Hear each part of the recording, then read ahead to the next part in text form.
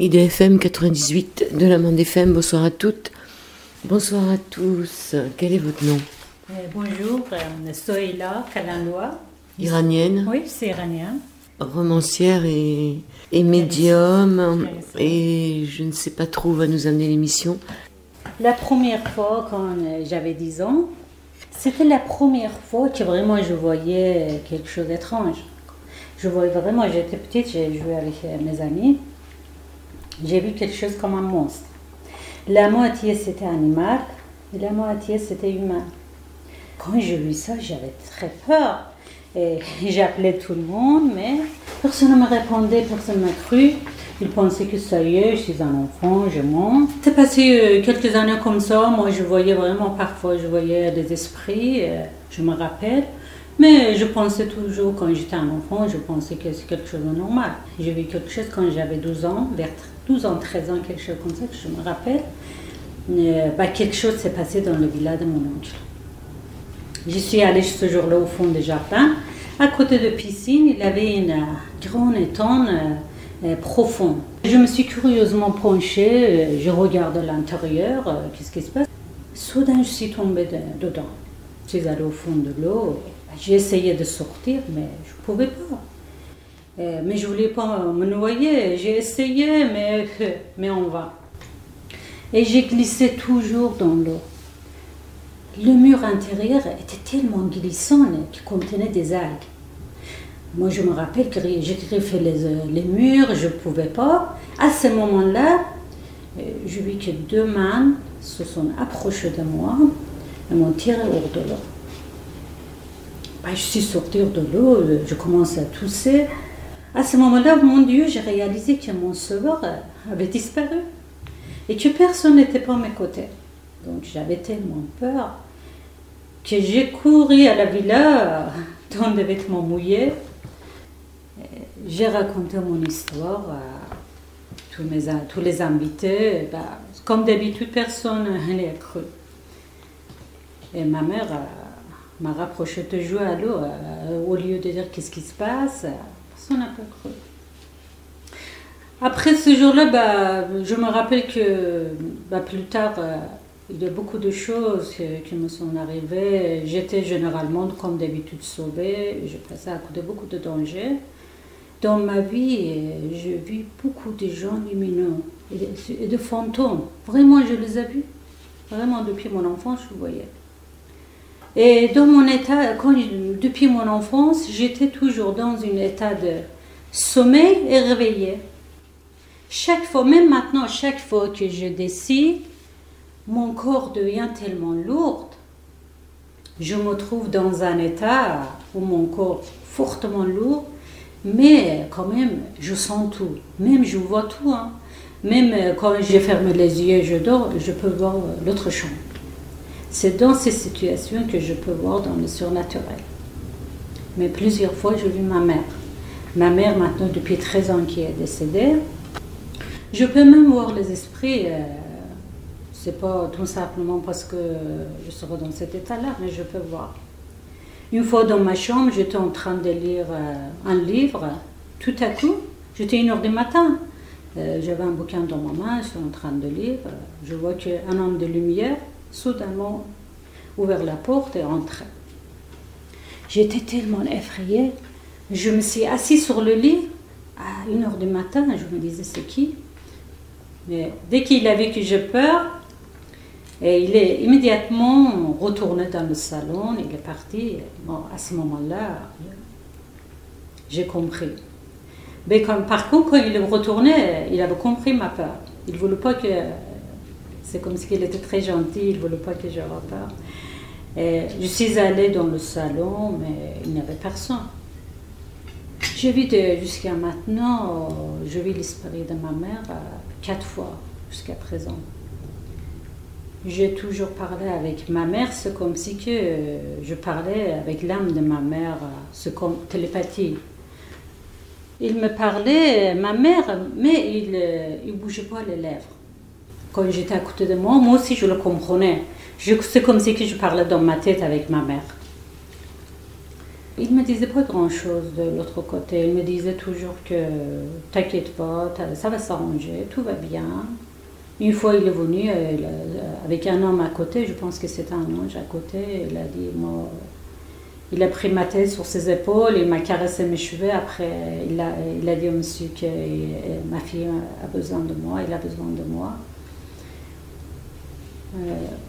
Une fois aussi, j'étais hospitalisée pour une chirurgie à l'hôpital. Tout à coup, ma soeur était à côté de moi, on était en train de parler. Tout à coup, à côté de mon lit, soudain, j'ai vu un homme qui me fixait les yeux et il me regarde. Je demandais à ma soeur, il n'est pas poli ce monsieur.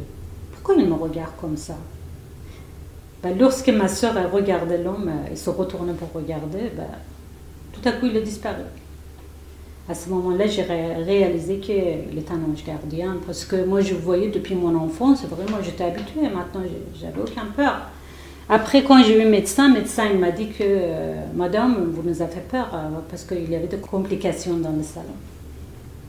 Donc j'ai compris peut-être que c'était un ange de la mort. Peut-être que c'était ça.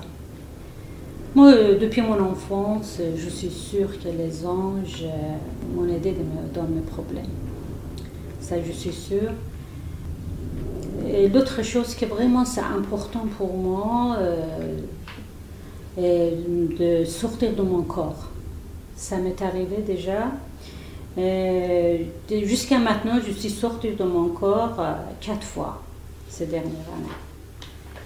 Pour aller où? Je vous disais maintenant, je vais vous expliquer. Mon premier sortir a lieu il y a 6 ans.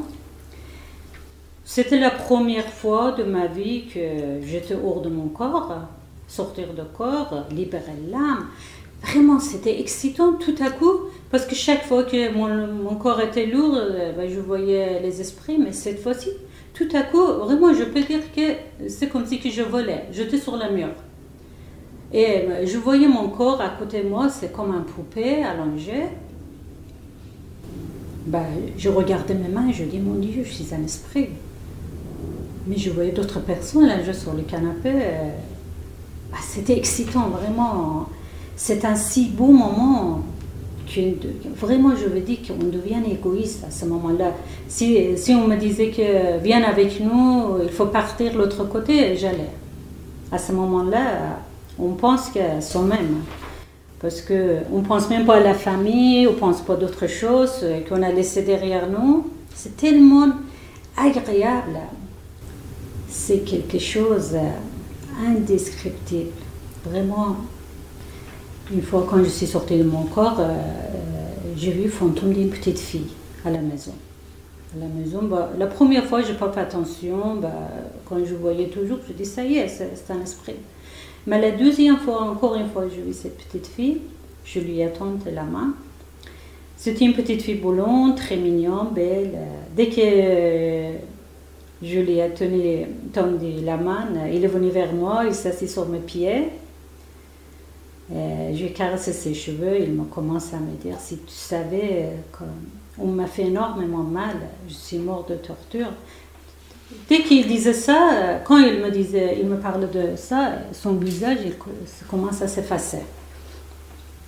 À ce moment-là, je dis non, arrête, tu dis pas ça parce que chaque fois que tu parles, ton visage est en train de s'effacer. Après, il a arrêté, je suis entrée encore une fois dans mon corps. Après cela, je suis sortie plusieurs fois. Chaque fois, c'était excitant. C'est tellement beau.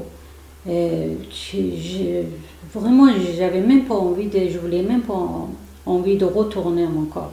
C'était tellement le moment magnifique. On se sent léger, on se sent bien. On ne pense pas d'autre chose.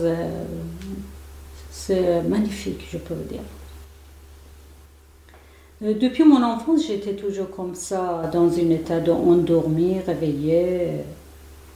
Mais je n'avais aucune connaissance de sortir de mon corps. Je peux dire voler, parce que dernièrement, je vole aussi. Mais chaque fois que je tombe dans ces situations, c'est comme si j'étais hypnotisée. je ne pouvais même pas secouer mon corps. C'est tellement lourd mon corps, mais je vois tout, je comprends tout. Quand même, c'était une belle expérience. Bien sûr, le début, chaque fois j'ai toujours un peu de peur au début. Vous savez, je me sens un peu étouffée quand mon corps devient lourd. Je me sens un peu étouffée, mais je commence à me calmer. Après, dès que je commence à sortir de mon corps, ça va après. Ça va, j'ai aucun mal. Normalement, je reste habituellement dans la chambre. Mais une fois, j'ai décidé de sortir de la maison. Je suis sortie, je marchais un peu dans la rue. Mais j'étais inquiète toujours pour mon corps qui était sur le canapé. Il ne faut pas l'abandonner, je pensais comme ça. Je suis rentrée immédiatement. Mais après, je suis rentrée dans mon corps. Une autre partie que je veux vous expliquer, c'est la pratique magnétisme. Ça, on le fera en deuxième partie. Celui-là, vous avez dit à un moment que vous êtes sorti de votre corps, que vous étiez dans un canapé et que vous voyez d'autres personnes. Donc il y avait d'autres personnes avec vous quand vous êtes sorti de votre corps, qui étaient dans le canapé. Quand je suis sortie, j'ai vu une petite fille. Non, l'histoire d'avant. C'est-à-dire que vous dites qu'à un moment, vous étiez dans un canapé, vous avez fait une sortie hors du corps et que vous avez vu qu'il y avait d'autres personnes. Oui, c'était mon corps. Quand je suis sortie, je voyais, vraiment, j'étais comme ça que vous me voyez. Je regardais. Mais est-ce qu'il y avait d'autres personnes avec vous? Non, pas du tout. J'étais en ce moment-là, j'étais seule, mais je voyais mon corps sur le canapé. Donc ça se passe toujours quand vous êtes seule? Oui, bien sûr. Et je suis toujours seule. Parfois, ça m'arrive. Quand je suis très fatiguée, j'ai envie de me reposer. Parfois, c'est après-midi. Et parfois, vers le matin. Peut-être qu'à partir de 4 heures du matin, 5 heures du matin, à ce moment-là, ça m'arrive aussi.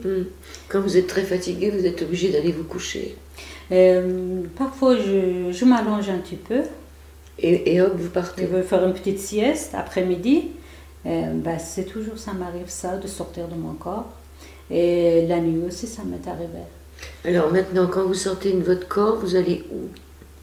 Normalement, je reste à côté de mon corps parce que c'est quelque chose étrange pour moi. J'ai peur d'abandonner mon corps. Parce que je voyais comme un poupée, il est allongé sur le canapé. Moi, je dis toujours, il faut que je reste à côté de mon corps. Imagine si moi j'ai entendu qu'on dit qu'on peut y aller un peu loin, on peut voyager dans l'autre pays, mais pour l'instant, pour moi c'est très récent, j'ai toujours peur de partir un peu loin. Une fois je suis allée dans la rue un peu promener, tout de suite après je suis montée, je dis non.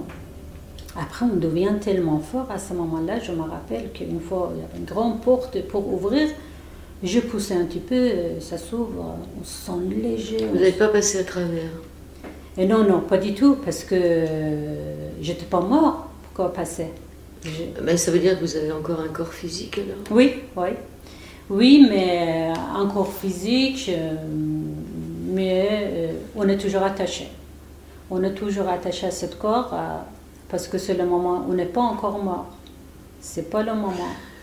Mais on résume, donc vous voyez un peu comme dans une NDE, c'est-à-dire une expérience de mort imminente, vous voyez votre corps en bas, votre corps physique, mais ceux qui voient ce corps physique, c'est pas un corps, c'est pas physique le deuxième corps.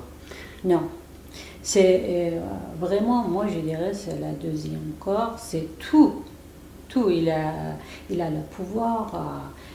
Il vit, il est gai, et il est bien.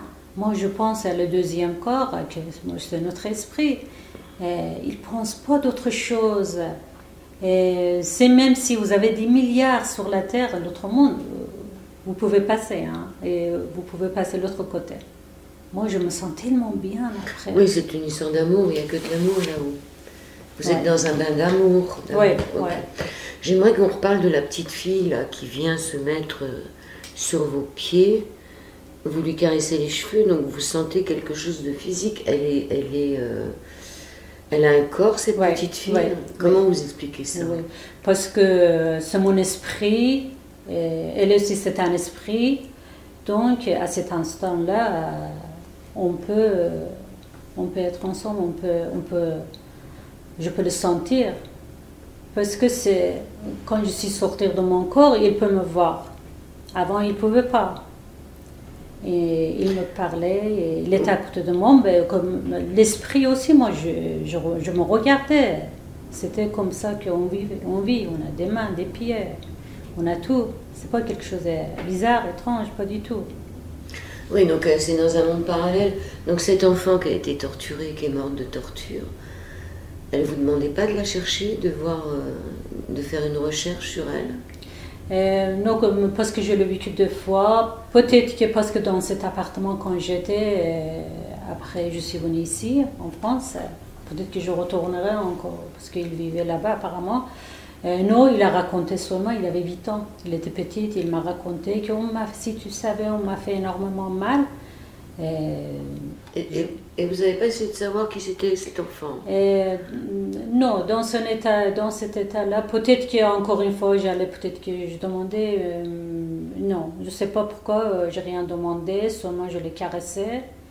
Mais j'ai compris, à ce moment-là, j'ai compris qu'on l'a fait mal, mais il n'a jamais demandé quelque chose. Et vous lui avez dit d'arrêter de parler de ça? Oui, oui, parce qu'il souffrait. Il souffrait. Dès qu'il souffrait, son visage était effacé. S'effacer son visage, je dis arrête. Bon, oui, mais en même temps, elle avait peut-être besoin d'effacer tout ça. Oui, il commence à. Peut-être que je voyais cette fois-ci, il va me raconter le reste de l'histoire. Vous savez, quand on sort de notre corps, à ce moment-là, je ne sais pas, on ne peut pas penser comme on est dans notre corps. Peut-être que dans l'autre, quand on devient un esprit, je n'ai pas compris pourquoi. J'étais avec cette petite fille, il était à côté de moi, je me sentais bien, il se sentait bien, je caressais ses cheveux, c'est tout. Mais quand elle essayait de vous parler de ce qui lui avait fait mal, son visage s'effaçait et vous n'avez pas voulu voir. Moi, je ne voulais pas qu'il souffre, parce que je sentis que quand elle souffre, son visage s'effaçait, il a eu mal. Il a eu mal apparemment parce que son visage, ça se voyait qu'il a eu mal. C'est pour ça que je dis arrête de te faire mal. Moi, je pensais à cet instant-là que encore je verrai cette fille. Encore, parce que je le dis 2 fois. Moi, parce que je le dis que tu parleras après. Tu parleras après. Et donc la deuxième fois? C'était la deuxième fois. La première fois, quand je l'ai vu, je n'ai pas fait attention.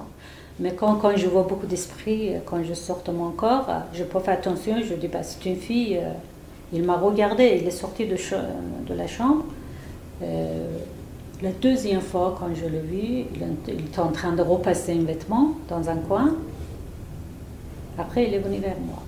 Il est venu, il commence à me parler. Après, 2 jours après, je suis venue. Peut-être que depuis, je ne peux pas sortir de mon corps. Peut-être que je le verrai encore. À combien de temps vous l'avez vu la dernière fois? Mais c'était l'année dernière. En Iran? Oui, oui, en Iran. Donc, dans cet appartement que je l'ai vu, c'était celui en Iran, je l'ai vu. Mais peut-être que j'ai déjà vu 2 fois là-bas. Peut-être que je le verrai encore. Cette fois-ci, je le demanderai.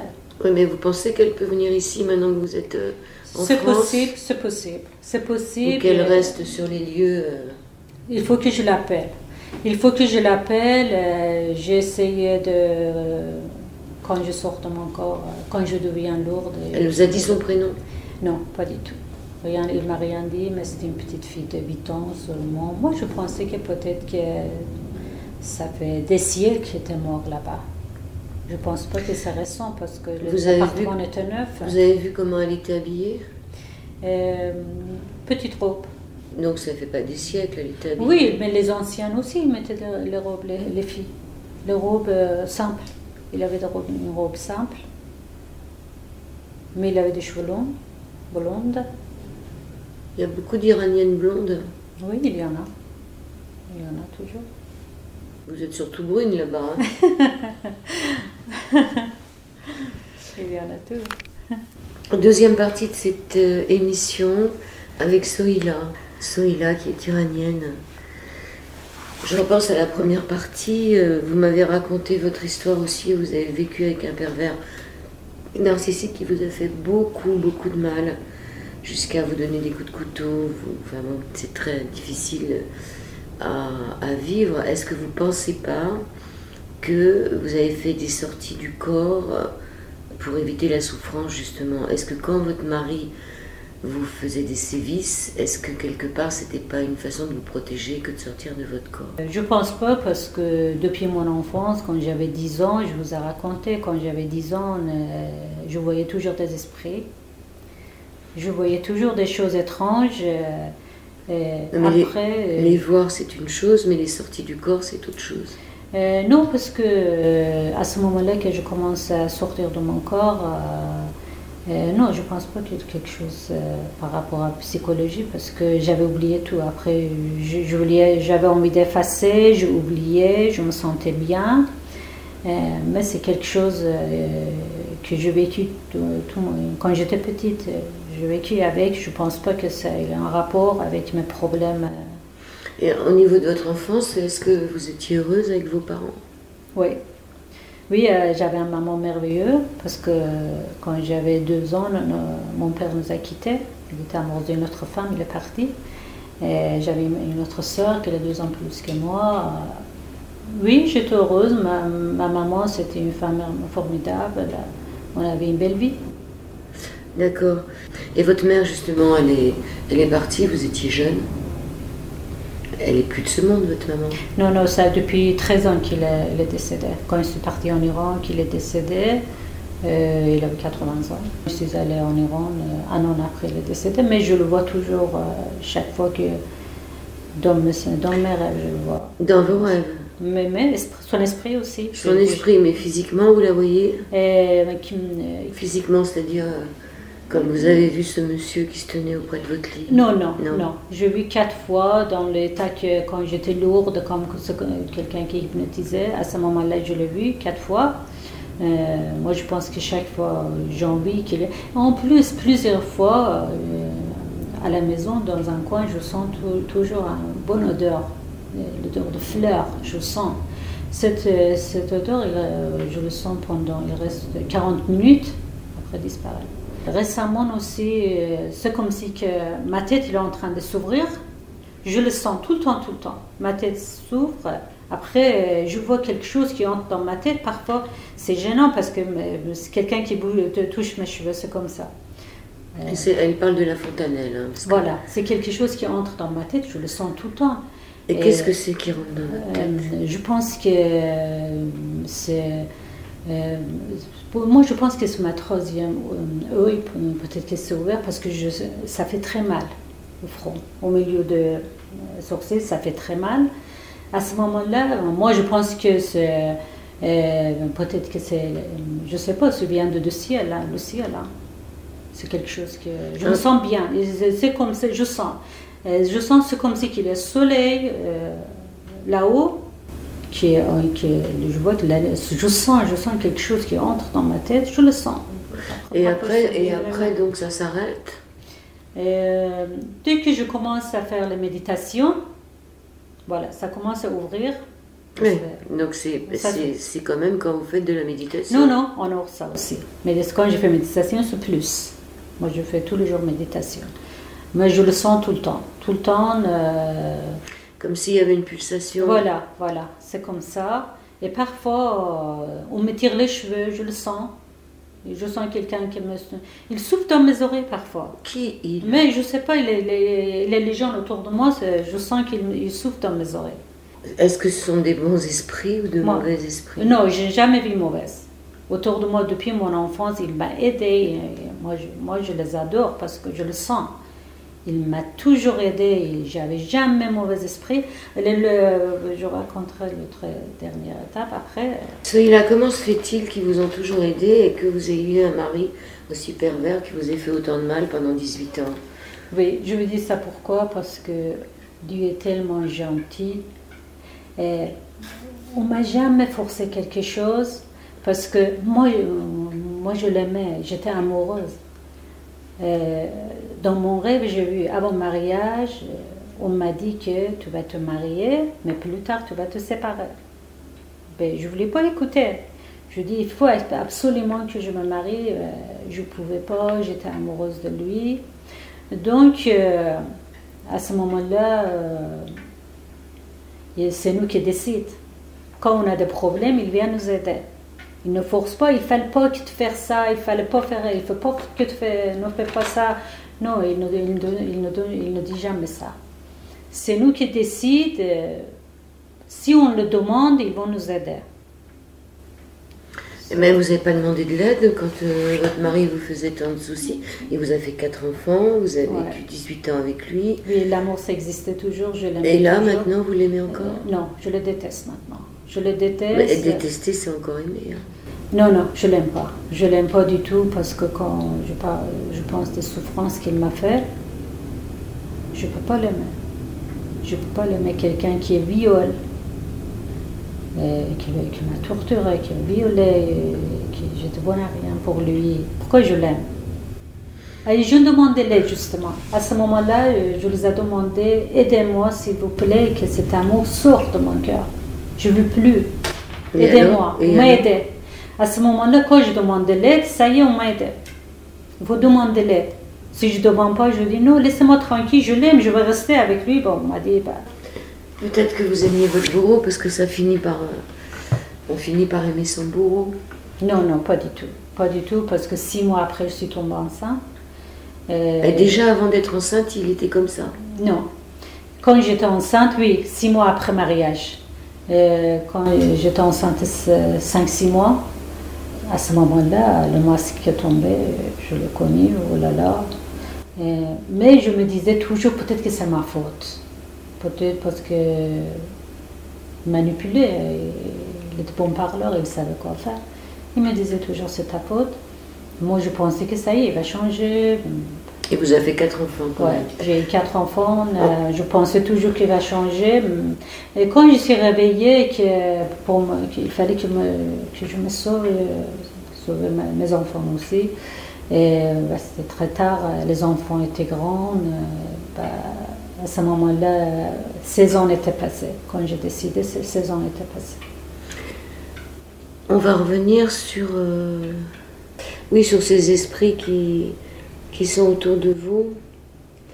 Là, vous êtes donc venu en France pendant un certain nombre d'années, reparti au Liban. Là, vous êtes revenu en Iran, pardon. Ouais. En Iran. Vous êtes revenu en France. Est-ce que dans cette maison, vous voyez des esprits chez vous? Oui, je vis. Justement, il y a 10 jours que je vis. Une fois, je vis un enfant. Encore? Oui, un enfant c'était 4 heures du matin. D'abord, j'ai vu quelqu'un qui était allongé à côté de moi. Il était allongé à côté de moi, il me regardait. Dans votre lit? Non, moi j'étais dans mon lit, à côté de moi, parce que à côté de moi, c'est comme si il me regardait. Il n'était pas vraiment allongé, il était auprès de moi. D'accord. C'était un monsieur.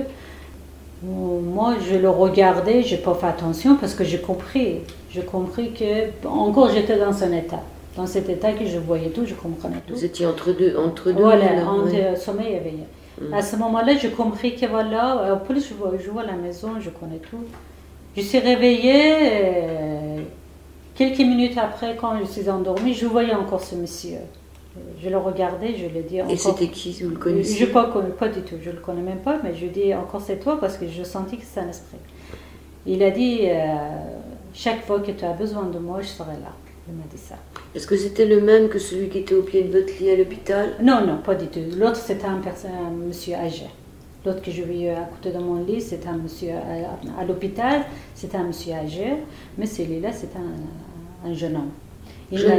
C'était un jeune homme. Il m'a dit, chaque fois que tu auras besoin de moi, je serai ici. Et c'est tout? C'est tout. Mais moi, je dis d'accord, je ferme les yeux. Après, le lendemain, je vis une petite fille sur le lit. Moi, je pense pas qu'elle soit sur le lit. Voilà, sur le lit, et il était allongé sur le lit. Et c'était pas la petite fille blonde? Non, non, c'était pas là. C'était pas elle, mais c'était une autre. Mais à ce moment-là, j'ai compris que c'est un esprit. Je regardais comme ça, j'ai rien dit. Mais vous n'avez pas envie, vous n'êtes pas curieuse de savoir ce que font ces gens-là dans votre chambre la nuit? Vous savez, quand on est dans cet état-là, on dit parfois aussi, je suis dans cet état, je demanderai ça, ça. Je ne sais pas pourquoi on oublie. C'est naturel. Voilà, on n'a pas envie de demander qu'est-ce qui se passe dans l'autre côté, est-ce que je veux ça, est-ce que tu peux réaliser ça pour moi? On ne le demande rien. C'est naturel. Voilà. Moi, je pense que c'est ça. Il ne fallait pas demander. Donc, vous trouvez ça naturel d'avoir une petite fille sur votre lit? À ce moment-là, oui. Parce que depuis, je vois tout le temps, pour moi, ça y est, j'ai compris, c'est un fantôme. J'ai même pas peur, jamais. Et donc, vous n'avez pas envie de l'aider Il y a certaines personnes qui voient des âmes errantes et qui les envoient dans la lumière. Vous n'avez pas cette envie-là? Oui, bien sûr, j'ai envie. Il faut que je revoie encore. Il faut qu'à ce moment-là, je puisse réfléchir à ce moment-là. Parce que à ce moment-là, on est dans le brouillard un peu. C'est comme si que, ça y est, on voit quelqu'un ici, on le regarde. Après, je réveille, je dis pourquoi je n'ai pas demandé ça, qui es-tu, comment tu t'appelles? Je ne sais pas pourquoi je n'ai pas demandé. Oui, sans savoir comment elle s'appelle. Si elle vient vous voir, c'est qu'elle a besoin de quelque chose. Oui, peut-être.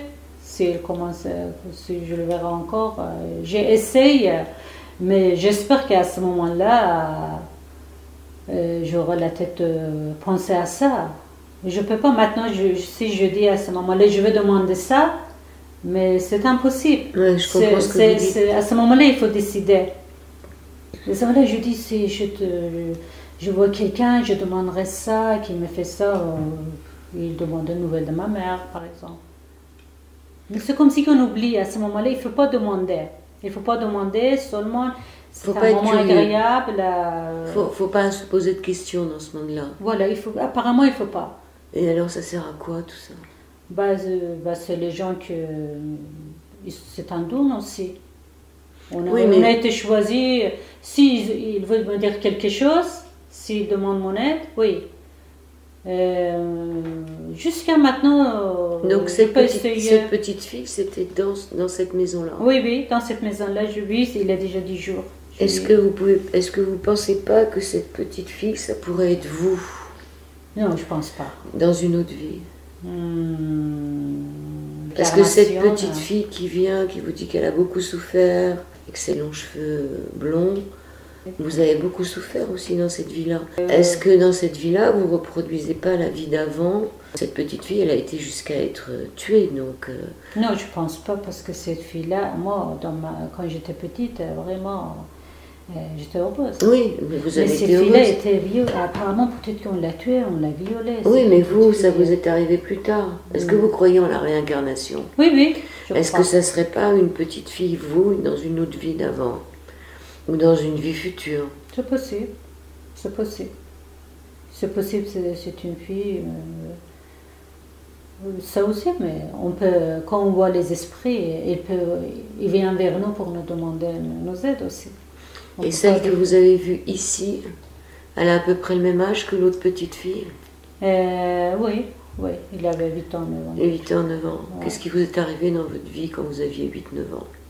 Rien, j'étais heureuse avec... C'est pas là où vous êtes tombée dans les temps?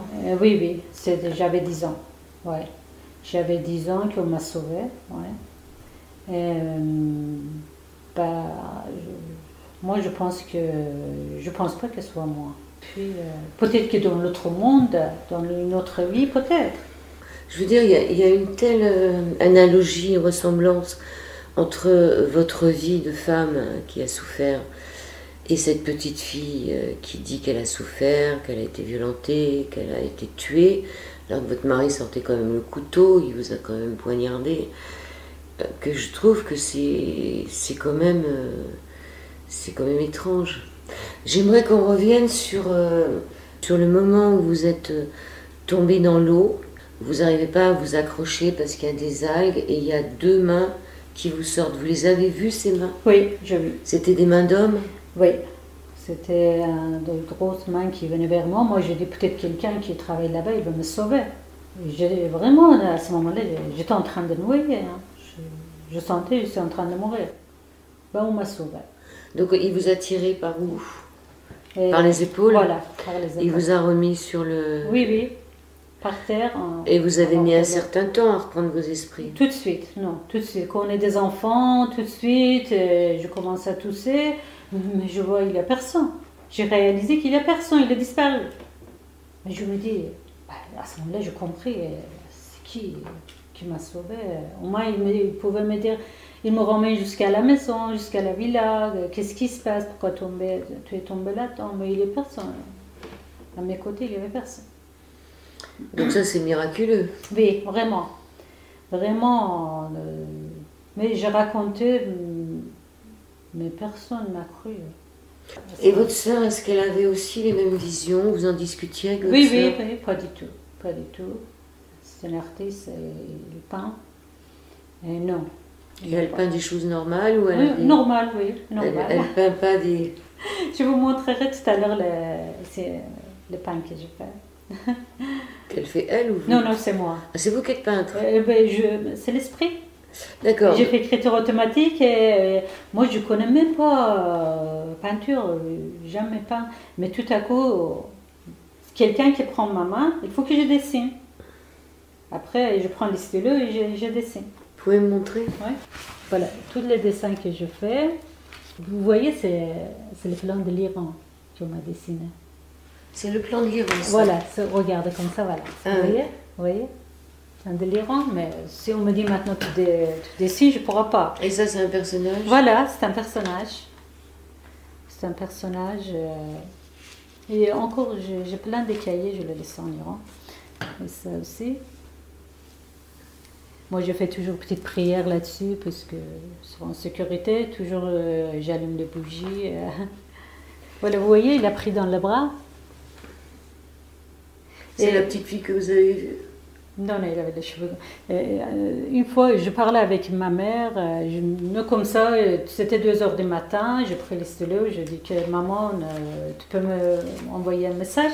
Tout à coup, j'ai dessiné ça. Et c'est votre maman? Oui. Ça lui ressemble. Ouais. Et ça, c'est qui, cette petite fille dans les bras d'une grand-mère? Ça, je ne sais pas ce que m'a dessiné. Petite fille dans le bras. Ben voilà, vous voyez, parfois, il est moitié animal, moitié humain. Quand première fois quand j'avais 10 ans, j'ai vu quelque chose d'horrible comme ça. Et l'écriture, avant, était vraiment... Alors, qu'est-ce que vous écrivez en écriture automatique? Parce que pour l'instant... C'est en iranien, donc j'aurais du mal Non, c'est en latine. Latine écrit. J'ai essayé, parce qu'iranien, c'est à droite. Ça ne marchait pas. Mais j'ai écrit à gauche. Donc c'est en quelle langue? Pour l'instant, je ne sais pas. Je dis, il n'y a aucun sens pour l'instant. Ça fait déjà maintenant quelques mois que je sens qu'à la fin, qui me dit peut-être love, je vis love, ou me dit on verra. Et une fois, il m'a écrit mon nom, Soheila, ça écrit en iranien. Vous voyez le visage? Oui. Vous voyez, il m'écrit que comme ça. Comme ça, il n'a aucun sens, mais j'espère qu'à l'avenir, ils vont me donner des messages précis. Pour l'instant... Le visage, c'est quand même quelqu'un qui est bien torturé. Hein. Voilà, vous voyez dans dans sa tête, il y a des neurones voilà. qui se battent en duel. Ouais. Bon, on va parler aussi du magnétisme. Vous dites que vous avez des dons. Vous vous en êtes rendu compte à quel moment? Presque maintenant, je pratique magnétisme depuis 5 ans. Comment vous vous en êtes rendu compte? Ça aussi, c'est tout à coup. C'est quelqu'un de ma famille qui était venu chez moi. Il avait mal au pied. C'est comme si on m'a dit dans ma tête que je m'approchais de lui, j'ai envoyé énergie sur ses pieds, il a rigolé un peu. Quand il est parti, il m'appelle 2 jours, 3 jours après, que ça y est, ça va, il est même guéri. Il a plus mal. Mon but, après ça, c'était toujours soulager les douleurs. Mais qu'est-ce que vous faites? Vous mettez les mains? Mais beaucoup trouvent la guérison. Oui. D'abord, je nettoie les chakras. Je commence à nettoyer les chakras. Comment vous faites? Il allonge sur le lit. J'essaye. À une certaine distance? Oui, distance. Je nettoie le chakra. Après, je déplace mes mains vers le patient et transfère l'énergie que j'ai reçue du ciel, bien sûr. Pour moi-même, ça me soulage, mais... Vous n'êtes pas malade? Non, parfois j'ai mal au genou. Ça peut me soulager. Moi-même, je peux me soulager, mais ça ne marche pas tellement que pour les autres. Pour les autres, ça marche. Est-ce que vous y croyez pas? Non, non, je le crois. Je le crois parce que je sais pas, c'est peut-être que cette énergie, quand on dit, vous voyez, quand on dit c'est un don, quand on dit don, c'est-à-dire il faut donner. Dieu m'a donné ce don, c'est pas pour moi qu'il fallait garder. Et pourquoi vous ne pouvez pas vous donner à vous-même? J'ai essayé, ça me soulage, mais ça ne me guérit pas. Qu'est-ce que vous avez au genou? C'est un problème de rotule? Non, arthrose, j'avais arthrose, je dis ça y est, je calmais. Une fois j'étais chez dentiste, oh là là, à ce moment-là, j'ai la migraine, j'avais très mal parce que je travaillais sur deux dents. Tout à coup, je commence à donner énergie, appareil. À l'appareil. Ça marchait. Ça marchait, tout à coup, j'ai aucun mal. Et je donnais à mon dentiste aussi chaque fois, il se sentait bien pour travailler sur les dents. Jusqu'à maintenant, les patients sont satisfaits. Bien sûr, il y a les gens qui ne reçoivent pas l'énergie, par exemple. Il faut qu'il veut. Par exemple, si maman qui emmène sa fille, il n'est pas bien, mais il ne croit pas, vous pouvez lui donner une énergie, mais ça ne marche pas. Il faut que la fille soit d'accord. Voilà. C'est un cadeau divin de Dieu. C'est un cadeau. L'autre cadeau que je vous ai dit, c'est l'écriture automatique et la peinture, que depuis 2 ans que je le fais. Donc le magnétisme, ça vous est arrivé d'un seul coup comme ça? Oui. Je remarquais toujours qu'il y avait des chaleurs dans ma main. Parfois, ça brûlait. La nuit, je me levais, je disais ça brûle ma main. Le moment que c'est vraiment la main, ça brûle. À ce moment-là, il y a beaucoup d'énergie. Voilà, plein d'énergie. Avant de venir ici, je connaissais une femme de connaissance de la famille. Il avait un cancer de sein. Quand il avait plus que 60 ans, il est allé très tard. On a dit ça lui reste que 3 mois à vivre. Moi, je le vis dans la rue comme ça. Je lui dis viens parce que je veux repartir demain en France. Je ne suis pas là. Je vais te donner quelques minutes d'énergie. Il se concentrait. Pendant 10 minutes, je lui donnais comme ça au début dans la rue l'énergie. Dans la rue? Dans la rue. Oui, après, la femme, il me cherche partout maintenant, parce que maintenant, depuis 1 an est passé, et il est toujours vivant. Il est allé voir le médecin. Le médecin, il a dit, bah, c'est miracle. Vraiment, c'était horrible ton cancer. C'est arrêté. Il est guéri. Et quand vous étiez... Alors, ça se passait comment? Vous étiez dans la rue avec elle? Donc, cette femme était au courant que vous alliez faire quelque chose sur elle? Il me connaissait. Il me connaissait. Dès que je lui ai dit, il était d'accord. Et alors, ça se passait dans la rue, debout? Oui, là, debout. Dans un coin, oui, je le dis. Dès qu'il m'a vu, il était content. Après, parfois, les gens que je donne énergie, la tête un peu tourne, parfois. Et parfois, ils se sentent tellement bien. Ils disent, oh là là, c'est comme si on a fait un doping. Ils se sentent tellement bien, la majorité, elle me dit ça. C'est-à-dire c'est la foi qui l'a sauvé aussi? Voilà. Hein. Oui, bien sûr. Il a cru. Oui, il faut croire d'abord, bien sûr. Mais une fois aussi, quelqu'un, c'était sur la chaise roulante. C'est une femme qui était tombée sur l'escalier et il ne pouvait même pas avoir des enfants. Il ne pouvait pas bien marcher. Il a dit, ça y est, je suis paralysée, maintenant j'ai mal au dos. Moi, je dis, d'accord, est-ce que tu acceptes que je te donne l'énergie? Je demande toujours ça. Il a dit, oui, bien sûr, tu me donnes l'énergie. Et je m'approchais mes mains. Vous l'avez mis derrière, là? J'ai mis les mains derrière, après sur la tête aussi. Sur le haut comment ça s'appelle cette partie-là? Ça fait du bien quand on masse. Ouais. Les mains de chaque côté de la colonne vertébrale, au-dessus des fesses, là, comment c'est bon. Ouais. C'est là que vous l'avez touché? Oui, je l'ai touché. En plus, il est déconcentre-toi. Et après, je ne suis pas allée. Pendant 2 jours, 3 jours, je ne suis pas retournée au salon. Après, il me cherchait partout. Il disait la première fois, j'ai bien dormi hier soir. Après 3-4 fois aussi, je lui ai donné énergie. Je vous assure, parfait. Elle est sortie de son fauteuil? Voilà, il est sorti de son fauteuil. En plus, il m'a dit qu'il a décidé en plus d'avoir un enfant. Il est retourné voir le médecin. Le médecin, on l'a dit, c'est un miracle. Normalement, tout ne pouvait même pas bien. Bah, ça y est, il marche bien et il veut maintenant avoir un enfant. Mais je vous dis ça aussi, c'est toujours bénévole. Je n'ai jamais demandé d'argent. Non, il ne faut pas demander d'argent. Jamais. Et depuis 5 ans, parfois, je suis épuisée, je sens fatiguée. Mais parfois, autour de moi, il a mes amis, il me dit arrête, garde l'énergie pour toi. Et je dis non, je ne me sens pas bien si je ne donne pas l'énergie. Si c'est le don que Dieu m'a donné, il faut que je le transfère. Même si je ne suis pas bien, il faut que je le donne énergie. Je le donne. Mais vous pouvez vous le donner à vous-même aussi. Oui, j'ai essayé, j'espère que j'ai... Comme les genoux de tout à l'heure. C'est arthrose de mon genou. Meilleure charité commence par soi-même. Ça me soulage. Moi, je pense que j'avais la migraine, ça me soulage. Par contre, mon fils, il ne me croyait pas. Mais pendant 1 an, il avait la migraine. L'autre, depuis un mois, il est retourné. Il a dit, bah tant pis, je vais te croire, donne-moi énergie. Migraine s'arrêtait. Après, l'autre jour, il est revenu parce qu'il avait un peu mal au ventre. Il a dit, tu peux me donner énergie encore? Je dis, heureusement que tu me crois. C'est difficile avec les enfants, c'est difficile avec sa propre famille. Oui, les enfants. Donc vous ne sentez pas la douleur de l'autre sur vous?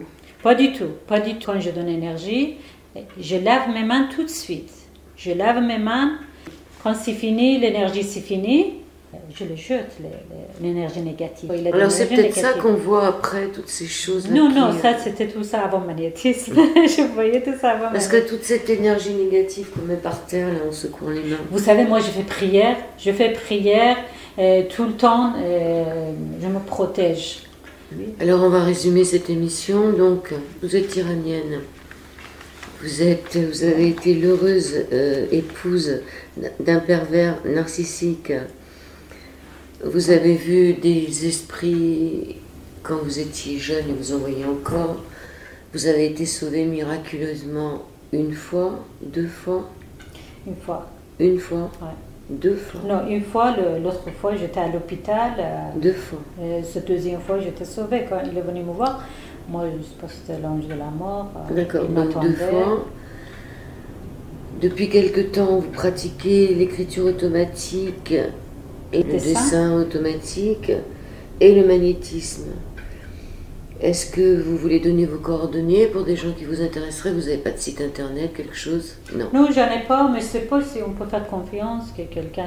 Bien sûr, si quelqu'un veut. Moi, l'autre jour, j'ai vu dans le parc une fille qui était sur la chaise roulante. J'ai pas osé. Je voulais aller vers elle et je dis, en disant... C'est difficile, hein? Je dis, peut-être qu'il va dire que c'est une femme folle, là. Qu'est-ce qu'on fait alors? Vous avez un Facebook? Donnez votre Facebook? Oui, ils peuvent me parler, les gens. Après, qu'est-ce que je voulais vous dire aussi? C'est une maison qui voulait publier mon livre aussi, c'est ma vie de femme. En ce moment, il parle de beaucoup de femmes qui m'aident pour la traduction, j'aime bien publier ici en France. Vous cherchez un éditeur? Oui, c'est quelqu'un qui veut... Sur votre livre de votre vie? Oui, c'est ma vie de femme, voilà. C'est ma vie de femme, voilà. Votre nom? Voilà, Sohila Kallanlui. Après, c'est ma fille, c'est les dernières. Tout ça, c'est les vidéos de ma fille. On demande à ce que les femmes soient accueillies, soient protégées, soient écoutées. Ça commence par la police. On ne dit pas que ça dépend que de vous, messieurs et mesdames, parce qu'il y a aussi des femmes.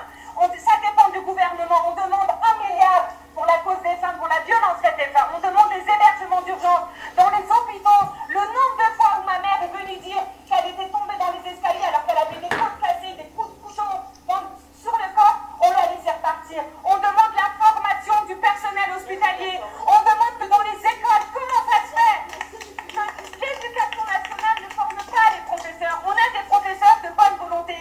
D'ailleurs, il y en a aujourd'hui parmi nous, mais ils ne savent pas quoi faire quand ils voient un enfant qui est perturbé, qui est victime de violence.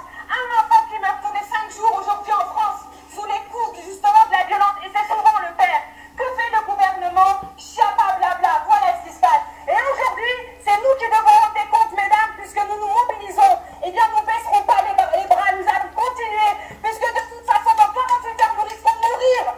C'est ce qui se passe aujourd'hui. Le gouvernement ferme ses yeux. C'est ma fille, c'est les dernières. Tout ça, c'est les vidéos de ma fille. Donc votre nom c'est Sohila Kallanlui. Sohila Kallanlui. Vous pouvez m'accepter dans le Facebook, voilà. Alors je vais l'épeler SOHILA KHALLANLIOU. Voilà, Sohila Kallanlui. C'est quelqu'un qui dit oui, c'est qui? Je vous remercie. C'est moi de remercier, merci d'avoir m'invité. Sonia Kallanlui. Sohila Kallanlui. Je vous souhaite un éditeur, je vous souhaite de poser vos mains là où ça va pas et de transmettre cette belle lumière. Merci beaucoup. Merci à vous. Merci. Merci.